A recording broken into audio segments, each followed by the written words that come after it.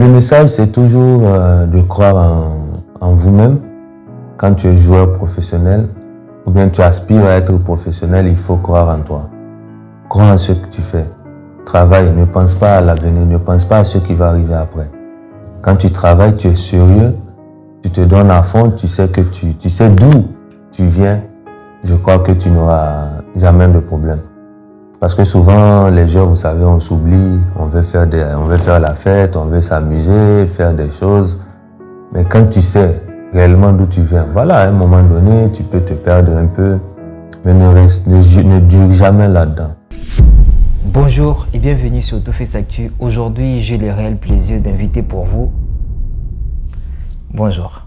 Bonjour, je suis content d'être là ce soir. C'est Youssouf Oumarou Aliou Dibale, international nigérien, capitaine de l'équipe nationale. Je suis ravi d'être au micro ce soir. Youssouf Oumarou, qu'est-ce que ça fait d'être capitaine de l'équipe nationale? Vous savez, le capitanat, c'est juste un titre. Donc, je crois que j'ai commencé à porter le brassard du Niger en 2018. En ce moment, je joue au Maroc. C'était le coach François Zawi qui m'avait nommé capitaine.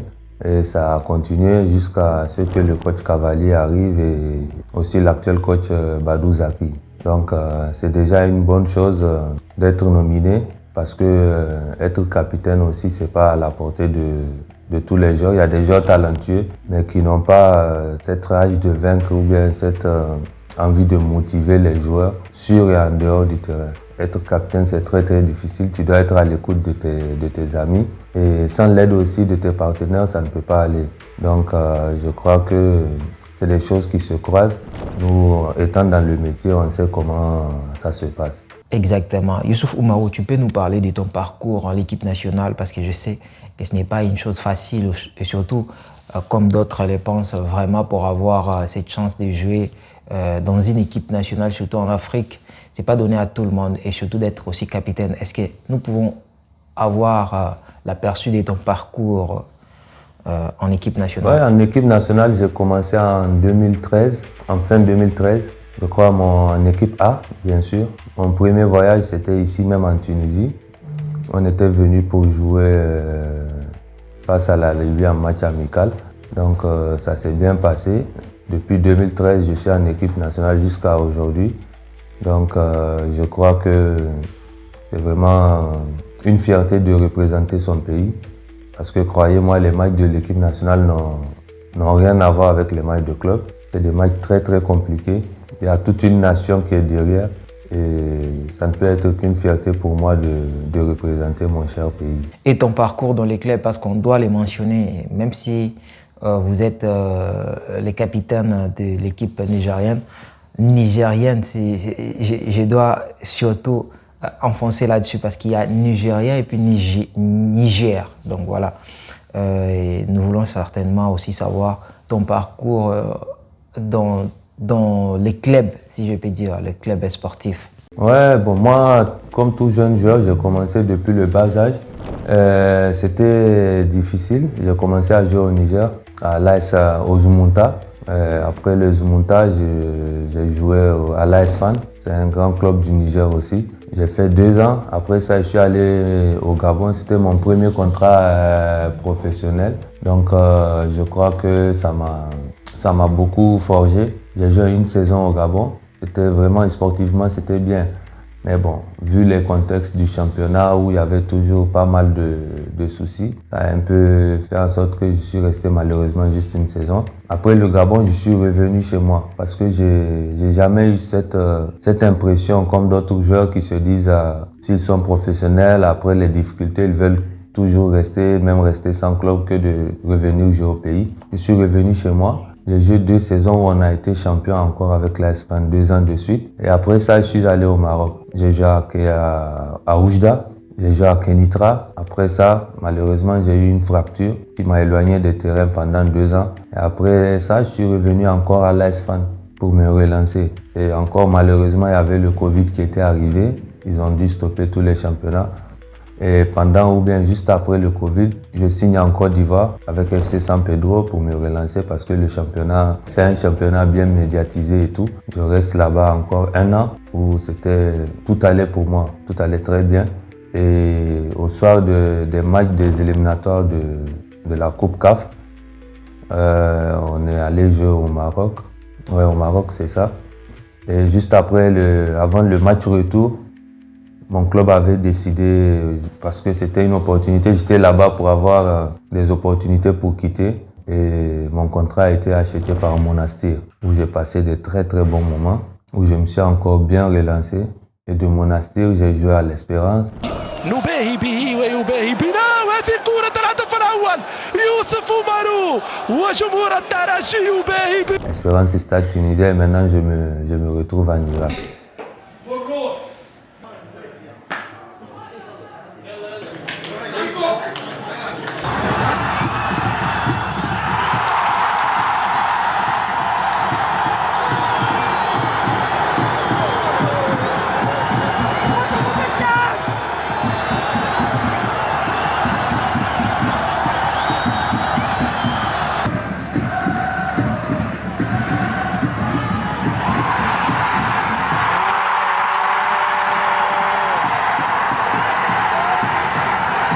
Alors, Youssouf Oumarou, j'aimerais certainement poser une question. Parce que moi aussi, je suis un joueur. Alors, je n'ai jamais joué dans une équipe nationale, même chez moi ou peu importe. Alors, j'aimerais savoir quelle est la grande différence qui existe entre un club et une équipe nationale. Oui, il y a une très grande différence. Si vous remarquez, même les plus grands joueurs, quand ils ne sont pas appelés en équipe nationale, il y a toujours ce petit côté d'orgueil et ça fait toujours mal. Parce que quand tu es en club et que la trêve internationale arrive, tu ne fais pas partie de la liste. Déjà, si tu es un habitué, tu as ce sentiment d'être un peu déçu et tout.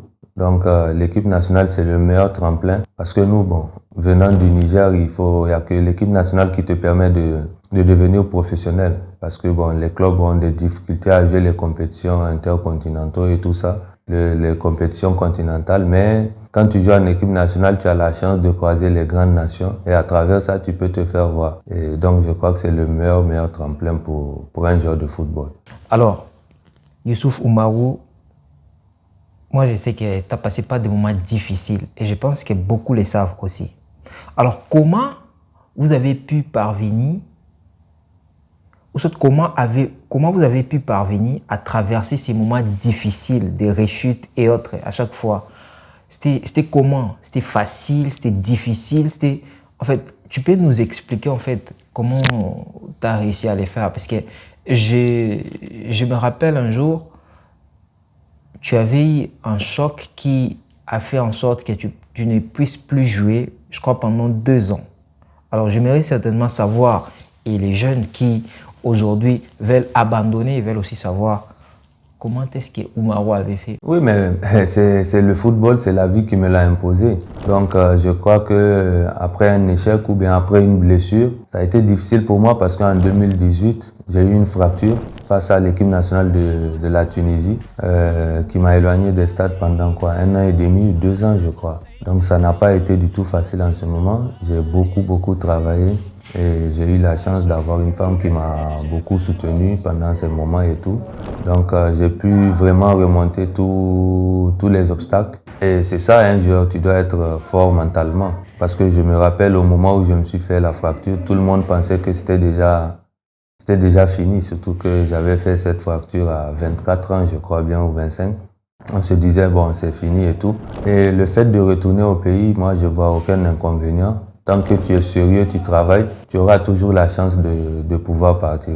Donc, ça n'a pas été facile, mais moi, j'ai rendu les choses plus faciles pour moi. Parce que je suis resté dans la tête professionnelle. J'ai travaillé très dur. Croyez-moi, rester 2 ans sans jouer et revenir à ce niveau, il faut avoir le mental très fort. La famille m'a soutenu et tout, donc à un moment donné, quand tu as des difficultés, tu repars chez toi, tu te prépares encore davantage pour pouvoir revenir plus fort.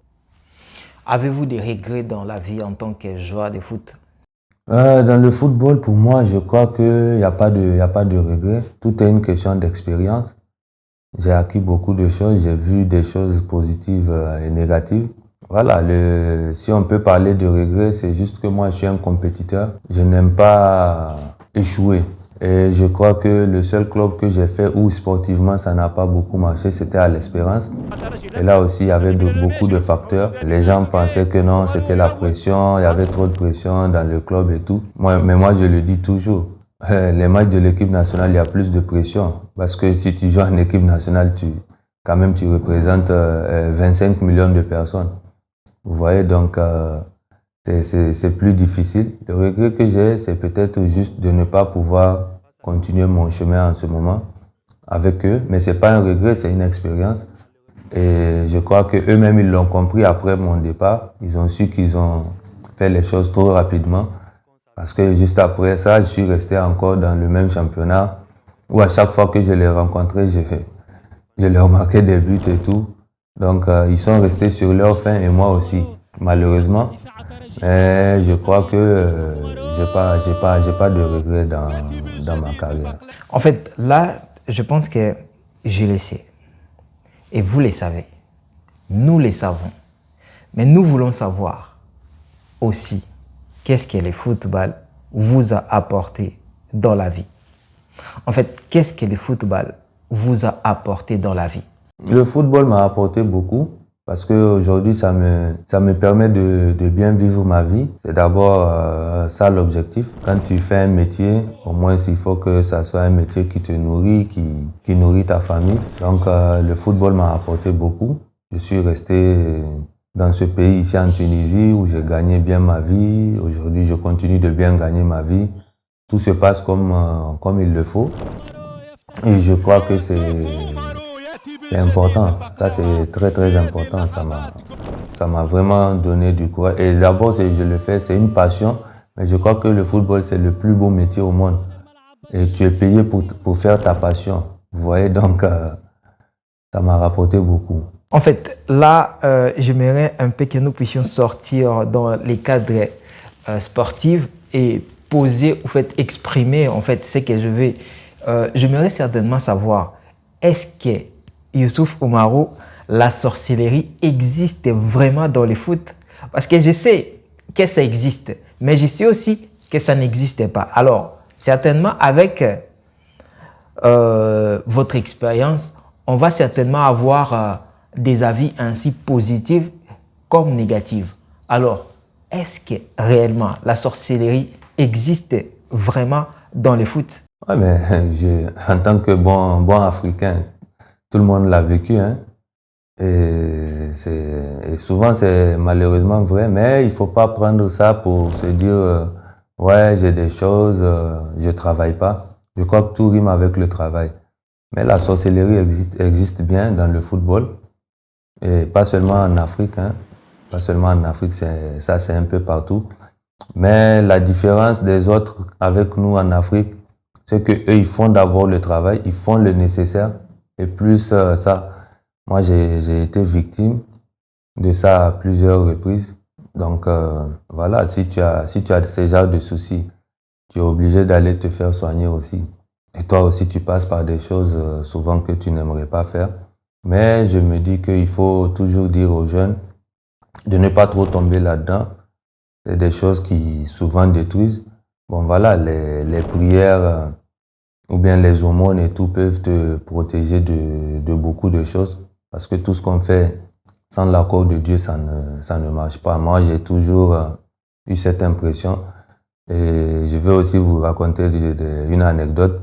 Même ici en Tunisie, quand je jouais, j'ai l'habitude, hein, avant les matchs, juste avant les matchs, quand on arrive au stade, d'aller dans le filet gauche. Je touche le filet, je fais semblant de faire des choses. Et je crois que toute la Tunisie a remarqué cela. Et même pendant les matchs, quand c'est un peu difficile pour nous de marquer des buts, je vais toucher le filet. Et par coïncidence, je marque. Et tout le monde se dit non, Oumarou c'est un sorcier, Oumarou il fait la sorcellerie. Alors que souvent c'est dans la tête, c'est mental, vous voyez. Donc les gens aiment toujours ces genres de choses. Ils se disent que quand tu as des joueurs comme ça dans ton équipe, toujours ça va aller. Mais c'est pas tout le temps aussi que des choses pareilles arrivent, hein, ça fonctionne. Donc ça existe bel et bien. Waouh, merci beaucoup, Oumarou. Certainement, ça m'a fait du bien. Bon, disons, en tant que joueur sur les terrains, joueur de football. En voyant votre famille, vous avez quelle sensation? Des pleurs, des joies, d'émotions. En fait, comment est-ce que vous vous sentez? Non, ça ne dérange pas. Surtout ce qui a été un peu difficile au début, quand tu as ta femme ou tes enfants, ils vont au stade. Et quand le match ne se passe pas bien, vous voyez, il y a des insultes et tout. Mais ça, c'est notre métier, on fait avec. Ça ne dérange pas, au contraire, ça motive plus. Si tu te dis que tu as des enfants, tu as la famille, tu dois les rendre fiers. Et chaque fois que tu montes sur le terrain, tu dois donner le meilleur de toi-même. Il y a des jours où ça ne va pas marcher, il y a des jours où tu seras le meilleur. Donc, quand même, tu continues de travailler. Tu lâches rien. Et c'est ça le football, au fait. Oumaro, je pense que là, c'est une question encore, je dirais, on improvise. Avez-vous eu des aides? Donc, des aides venant de la famille, des amis ou d'autres personnes qui vous ont boosté? Parce qu'il y a eu des moments, je pense, difficiles, comme vous venez de le dire là, où vous étiez peut-être dans la chambre en train de penser, est-ce que je vais encore jouer au foot? Est-ce que ça va encore marcher? Et si je n'arrive pas, qu'est-ce que je vais faire? Est-ce qu'à ce moment-là, il y a eu certainement des aides venant d'extérieur ou en interne? Je ne sais pas. Et j'aimerais certainement savoir, puisqu'il y a des jeunes qui passent aussi, en ces moments dont je vous parle, par des moments difficiles, et se posent des questions. Je vais abandonner. Peut-être que je n'ai pas des aides, peut-être que j'ai des aides, mais voilà.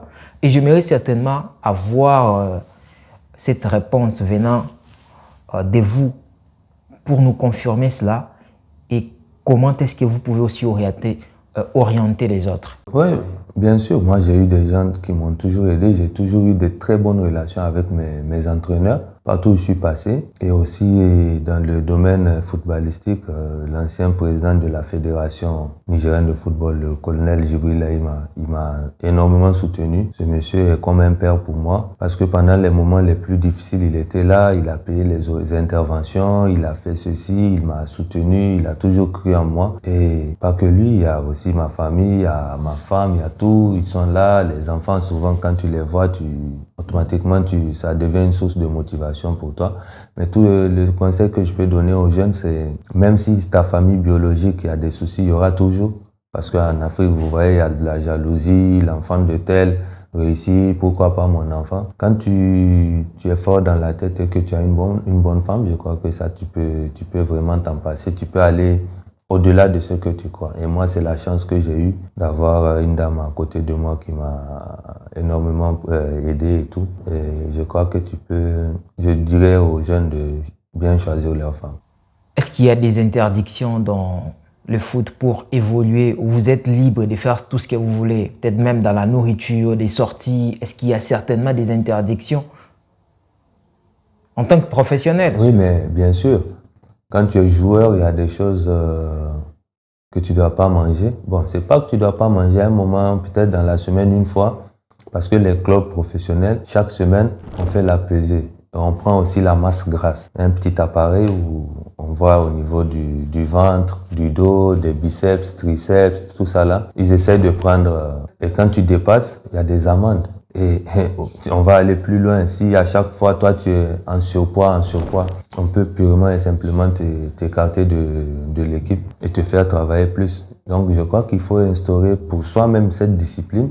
Pour pouvoir te sentir bien sur le terrain, tu dois être bien physiquement. Quand tu n'es pas bien, tu vas jouer avec un rythme pas du tout élevé. Après, tu te pénalises et tu pénalises aussi l'équipe. Donc, je crois que c'est des choses comme ça qu'il faut faire très, très attention. Surtout pour la jeune génération. Il faut s'interdire beaucoup de choses. Si tu es en compétition et tout, bon, tu es en congé, tu en profites, hein, tu fais ce que tu veux en vacances et tout. Mais même pendant les vacances, les clubs professionnels, ils font un programme où tu dois suivre. Il y a des applications que tu dois à chaque fois montrer ce que tu as fait. Et sinon, après, si tu pars, la reprise, elle est toujours difficile. Donc, un footballeur, à chaque fois, tu continues toujours de travailler, tu lâches rien. C'est comme ça, c'est ce qui te permet d'être au top. Hein. Un conseil pour un jeune joueur qui veut réussir actuellement?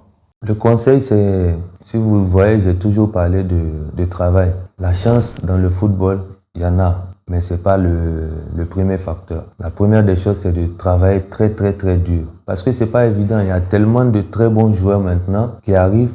Et si toi, tu as déjà prouvé, tu te dis, bon, ce que j'ai fait, le football, le passé n'existe pas. C'est ce que tu es capable de faire maintenant.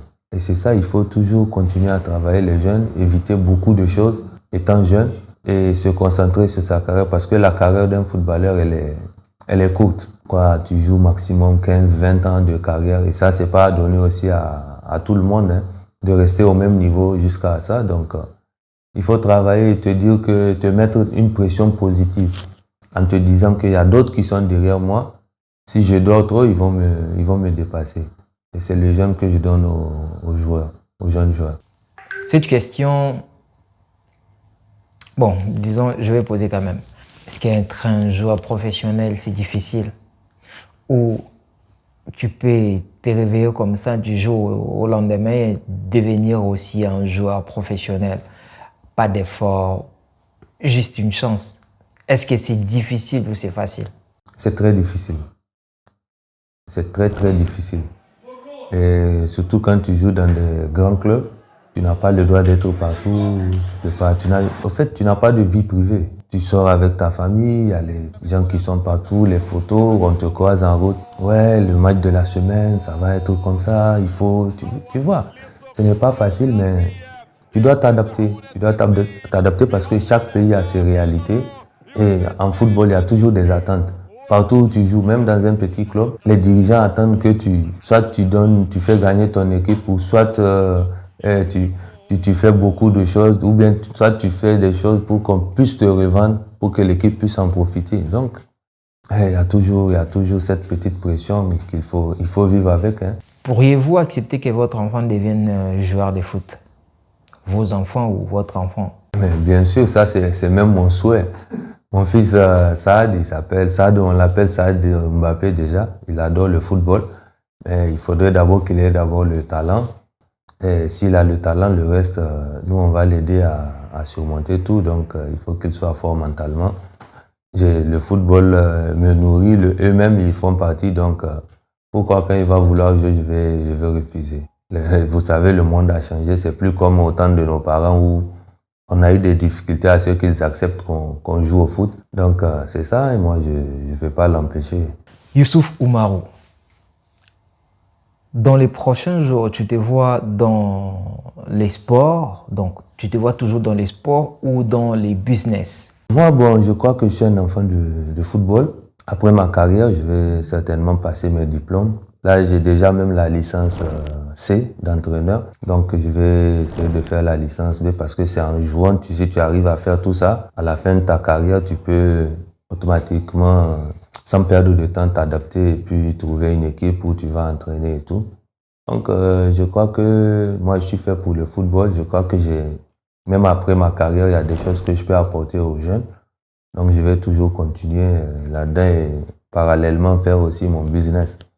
Parce que c'est ça aussi qui fait en sorte que tu sois à l'aise. Un dernier message. Le message, c'est toujours de croire en vous-même. Quand tu es joueur professionnel, ou bien tu aspires à être professionnel, il faut croire en toi. Crois en ce que tu fais. Travaille, ne pense pas à l'avenir, ne pense pas à ce qui va arriver après. Quand tu travailles, tu es sérieux, tu te donnes à fond, tu sais d'où tu viens. Je crois que tu n'auras jamais de problème. Parce que souvent, les gens, vous savez, on s'oublie, on veut faire la fête, on veut s'amuser, faire des choses. Mais quand tu sais réellement d'où tu viens, voilà, à un moment donné, tu peux te perdre un peu, mais ne dure jamais là-dedans. Essaye de vite sortir la tête de l'eau, parce que le combat, il est très, très dur. Il est dur, donc ne lâchez rien, continuez à croire en vous. Moi, personnellement, j'étais capitaine, je suis toujours capitaine, mais étant capitaine en équipe nationale, je joue et tout. Je n'avais pas gagné de l'argent dans le football. Hein. Je jouais dans des équipes où, bon, voilà, l'argent, ça venait, comme disent les Ivoiriens, en tango, ça venait un peu bizarrement. en monnaie de singe. C'était pas toujours, tu restes 3 mois, 4 mois sans salaire, on te donne 1 mois. J'ai eu la gloire dans le football, j'ai gagné vraiment de l'argent dans le football à 30 ans. Et là, c'est quand j'ai signé à l'Espérance. Donc, il faut toujours croire en vous. Imaginez, je gagne mon plus gros contrat à 30 ans. Ça veut dire que j'ai jamais rien lâché. Et après ça, tout est allé vite et rapidement. Merci beaucoup, Oumaro. Ouais, je vous en prie.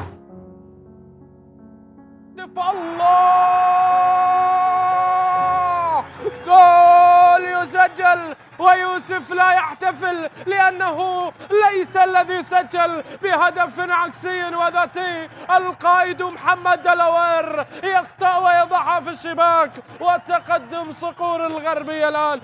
Merci beaucoup, Oumaro. Je vous souhaite encore un excellent parcours, une très bonne continuité. Et là, je pense que pour tous ceux qui nous ont suivis, vous avez certainement un message ou un commentaire que vous allez certainement adresser à Oumaro. Peut-être qu'un merci, peut-être un bonjour, je ne sais pas quoi. Vous avez été nombreux à nous suivre aujourd'hui. Merci beaucoup. C'était Tout fait s'actu. Et ici, comme je l'ai toujours dit, nous décortiquons des actualités africaines et du reste du monde. Nous avons partagé aujourd'hui avec Youssouf Oumarou, une très grande star en Afrique ainsi que dans le monde. Et pour moi, je pense que ça compte énormément de faire briller nos talents dans le monde comme ça. Et on se voit à la prochaine. Rassure-toi aussi de t'abonner sur Tout fait s'actu. Et comme je l'ai toujours dit, décortiquons des actualités africaines et du reste du monde. Cela ne nous évite pas de faire des interviews ou encore des podcasts, voire même des surprises comme ça à nos talents, pas seulement le foot, il y a la boxe et autres. Donc voilà, on se voit à la prochaine et surtout, à plus.